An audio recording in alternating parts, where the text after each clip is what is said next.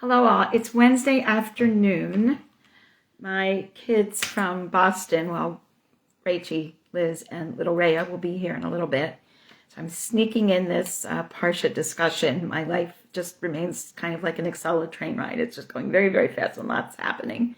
But wanted to get this in. So this week we end our second book of the Parshat of Sefer Shemot with Parshat Pekudei. And I've entitled this, Remembering Why We Do What We Do. With this Parsha, we wrap up the details of the Mishkan, the dress of the Kohanim, and all of the elements of the worship structure of the group. There's a PIZMON, a refrain, that appears throughout the text during this repeated listing of all of the elements required for the worship site and those that supervise it. Every so often in our verses we read, Kasher tzivah Hashem et Moshe, just as God commanded Moshe. Kasher tzivah Hashem et Moshe, just as God commanded Moshe Betzalel. Just as God commanded Moshe Betzalel to all of the helpers. Just as God commanded Moshe Betzalel, the helpers, the collective. This is to remind us that each and every instruction, singularly, and all of them collectively, were followed exactly as God had intended to happen. Again, we have seen throughout these 5 Parshiot exactly the opposite of the impulsive building of the Egel Masecha. In Parak Lamed Tet 39, we read at the end of the third Aliyah, V'techel kol avodat Mishkan oed moed v'yasu b'nei Yisrael kol asher tzivah Hashem et Moshe kein asu. All of the work of making the tabernacle, the tent of meeting, and its furnishings were completed. The Israelites brought everything exactly kechol asher tzivah Hashem, as God had commanded Moshe, kein asu. So they did. At the end of the 4th Aliyah, we read, Vayar Moshe et kol ha-malacha v'hinei asu ota ka'asher tzivah Hashem kein asu vayirech otam Moshe. Moshe saw again that indeed all the work had been done exactly as God had commanded. So they did. And Moshe blessed them.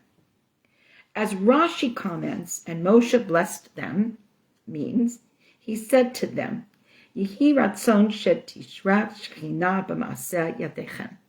May it be God's will that the divine presence, God's presence, will rest on your handiwork. May God always be with us as we have done the work that God commanded. So why this PIZMON? Why this constant refrain? The Netziv, Rav Naftali Tzvi Yehuda Berlin, the Rosh Yeshiva of Volozhin in the mid-19th century, provides us with an explanation in his Emek Davar, that the tendency of most people in pursuing great dreams is to go far beyond the tasks at hand. And people tend to get so carried away by the process that they can forget what the purpose was in the first place. By ensuring that everything in the originally scripted and ordained plan was followed exactly as God said, this would not happen. The beauty and magnificence achieved would always be perceived as God's original intended plan, not the momentary vision of individuals who got carried away. We learned last week that at one point in chapter 36, verses 4 through 6, Moshe has to tell the Bnei Israel to stop bringing materials, stop contributing what you are bringing to the building of the Mishkan. All the artisans who were engaged in the task of the sanctuary came. The task that everyone was engaged in was completed. They said to Moshe at this point, Marbim ha'am lahavim idea avodah l'malacha asher tzivah Hashem lasot otah. The people are bringing more than is needed for the tasks that are required in the work that God has commanded us to do. Vayatzav Moshe v'yaviru kol b'machaneh lemor ish v'isha al ya'asu od malacha l'trumat hakodesh v'yikaleh ha'am mehavi. And therefore, Moshe made this proclamation through the camp. Let no man or woman, and we talked about the fact that women are very much involved here. The entire community is very much involved here. And no one should make further effort towards gifts for the sanctuary. So they stopped. They were following instructions, so they did not get carried away. As Rabbi Bini Friedman, Rosh Yeshiva, Yeshivat Araita explains, Moshe actually tells the people to stop bringing goods to donate to the tabernacle. Why? Why not keep collecting the money and putting it away for a rainy day? Why not collect the jewels for further embellishments? What could possibly be wrong with the people continuing in the pursuit of what was obviously a very important mitzvah? Perhaps that was really at the root of this dialogue.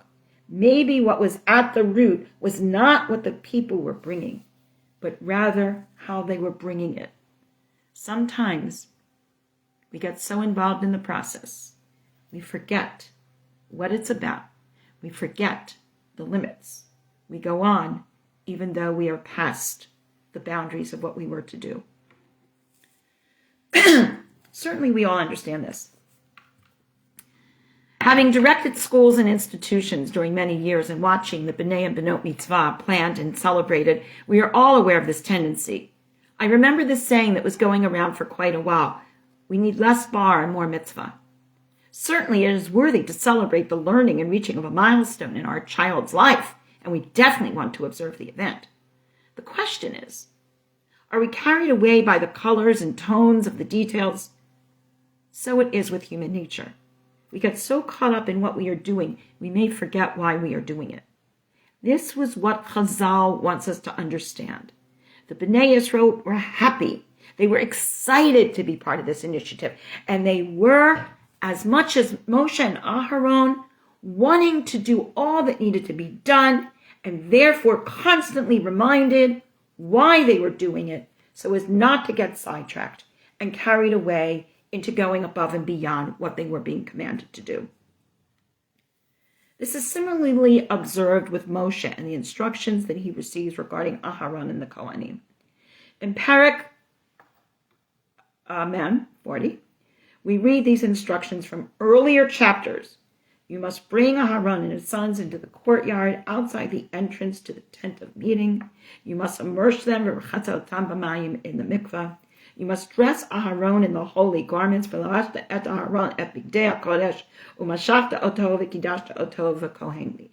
You will anoint him, you will sanctify him, and he will minister to me. You must bring forth his sons and dress them in tunics. You must anoint them as well. And what does it say after this? Remembering from earlier conversations that Moshe may very well have had mixed feelings here regarding Aharon getting perhaps what he considered to be the plum job that he really wanted. But what does it say? In verse 16, and Moshe did all that God commanded him, so he did it. And it's repeated. He did it as he was commanded. That's how he did it. As we have discussed in previous Parshot, Moshe most likely found this part difficult and challenging to accept. Yet, here we see all of the tasks that are meted out to him. Not only that, but it's precisely by observing the examples set by Moshe Rabbeinu, who also follows every dictate of God, that the B'nai Yisrael know and learn to do so as well, even if there may be a tinge of disappointment or hurt. Finally, we finish this parasha in the book of Shemot as follows. Moshe could not enter the tent of meeting since the cloud had rested on it and God's glory filled the tabernacle.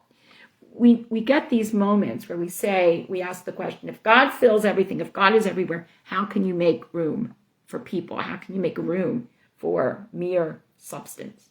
And of course, there's this notion of tzimtzum, that God covers everything and then God contracts and makes space. And we understand how we all sort of live together in this shared space. When the cloud did rise from the tabernacle, the Israelites would go on their journeys. If the cloud did not rise, they would not set out until it did so. Wherever they camped, the cloud of God was above the tabernacle. So they were doing this together. They were all in sync, if you will. We're taught by Rashi that on every journey, on every masa that they were traveling, the cloud would rest in the place where they encamped. The place of their encampment is also called a journey, masa, because there's an understanding that this is not their goal, this is not their destination. It is still part of the journey. After all of this, we will move on to Sefer Vayikra, beginning next week, dedicated to the service of the Kohanim and all of the inherent requirements for them, including restrictions for them as well. But before that, here lies a most important and fundamental lesson. We begin and end Sefer Shemot with narratives of interaction between God and Moshe. We see that even with Moshe, God is always with us, and veiled, so that we are all in a consistent state of awe. As I have quoted before, in the moving and intense story, The Quarrel, the two main characters, Herschel and Chaim, both survivors of the Holocaust, are having, a quarrel. One has become stronger and more consistent in his faith, and the other, we see him eating a bacon and eggs breakfast in a restaurant on the morning of Rosh Hashanah. In their ongoing argument, Chaim, who has moved far away from his belief in God, claims that he has a lot to say to God if he were to meet him. And Hirsch's pious response is, if I could talk to God, I would have to be God. This is the lesson of Moshe. We began Sefer Shemot with him turning away from the burning bush. As we read, Moshe was pasturing the flocks of Yitro in Midian, the chief of Midian, and he led the flocks through the free pasture land and came to the mountain of God, to Chorev. An angel of God appears in a flame of fire, but the fire is not consumed. And now Moshe says, Vayomer Moshe, Asura Nava Ar'eh et Amara. Let me turn and see this spectacle. Why doesn't the bush burn? God sees that he had turned to see, and God calls to him from within the bush. He says, Moshe, Moshe. He says, Hineni. And God says, don't come near. Take your shoes off, because the place upon which you stand is holy soil. And he says to Moshe, Anochi Elokei Avicha, Elokei Aram, Elokei Yitzchak, Elokei Yaakov. We're all familiar with this from the Amidah. Vayistar Moshe Panav. God identifies God's self. Moshe hides his face. Ki Yarei Mehabit El Elokim. Because he is afraid of looking at God. Let us consider this beginning and the ending of Shemot, and the notion of Moshe showing us not to get carried away, to remember who we are and what we do and why we do it. Our ending here is clear. V'lo yachol Moshe lavo el ohel moed ki shachen alav ha'anan uchvod Hashem maleh et Mishkan. Moshe could not enter the tent of meeting, since the cloud had rested on it and God's glory filled the tabernacle. By exploring a teaching of Tzvi Friedman from Chabad.org, we can begin to unpack what is going on here and try to understand it. He teaches through a simplistic conversation. The question that is asked is, somewhere along the way, I misplaced God. The other day, I realized that I hadn't seen God in quite a while, probably not since childhood. And it's not just that I can't find God. I also seem to have lost my sense of what God is. Why did this happen? If I had God with me when I was a child, why should I not have God now? Answer. You've got one clue, but you missed the other. It has to do with your language.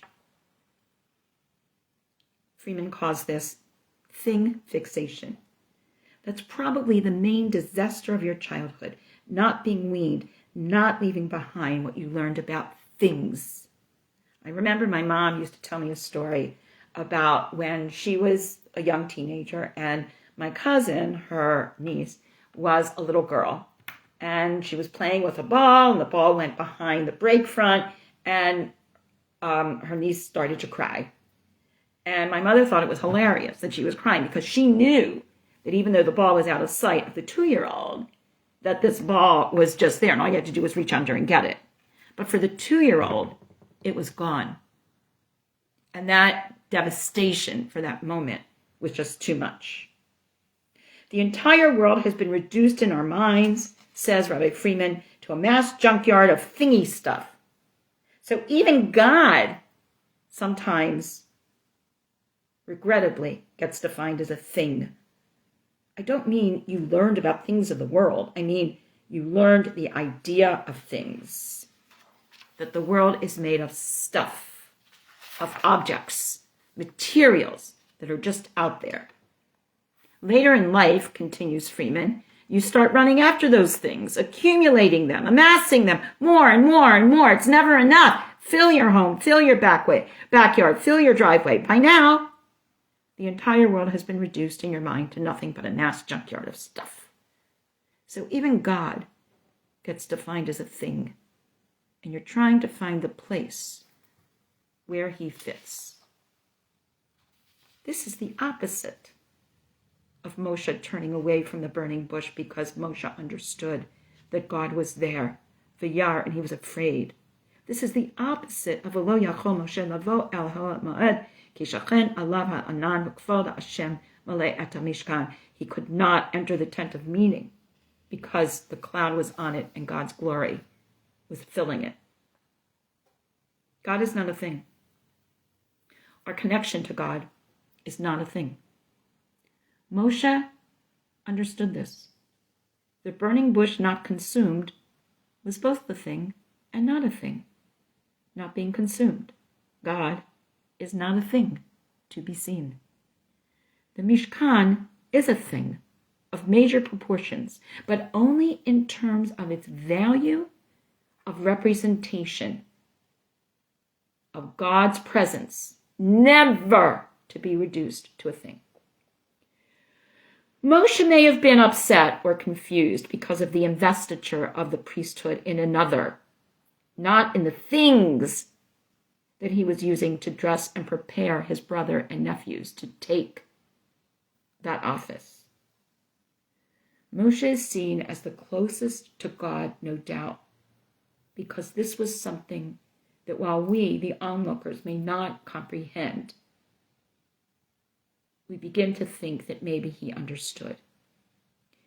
In considering this, I will end this discussion with a question. Why did God do what God did, fashioning all the way it was done, withholding an office of religious superiority from Moshe, instructing the smallest of details regarding the Mishkan? Why? Because as limited human beings, we need things to help us perceive and to represent what we need to understand that is much larger and much beyond the limitations of thing. That is the what we do tangibly leads us to the why we do it if we cannot work in the opposite direction. That is why when people ask if they should take on mitzvot they do not understand, we teach that they should. If they can begin with the why, then we understand the limited scope of the things, the what we use. If we cannot do so, then we need to begin with the what, or the concrete nature of the mitzvot. Then, by taking on the what that is representative, we will hopefully evolve to the point of understanding the why that motivates all. This is one of the many critical lessons, I believe, that Moshe Rabbeinu comes to teach us, both by the what and the why of what he does. May we all be zochet to learn this in our own lives. Shabbat Shalom and Chazak, Chazak, Benit Chazek. And happy Pesach preparations, everybody. I hope you're smiling. V'hitraot.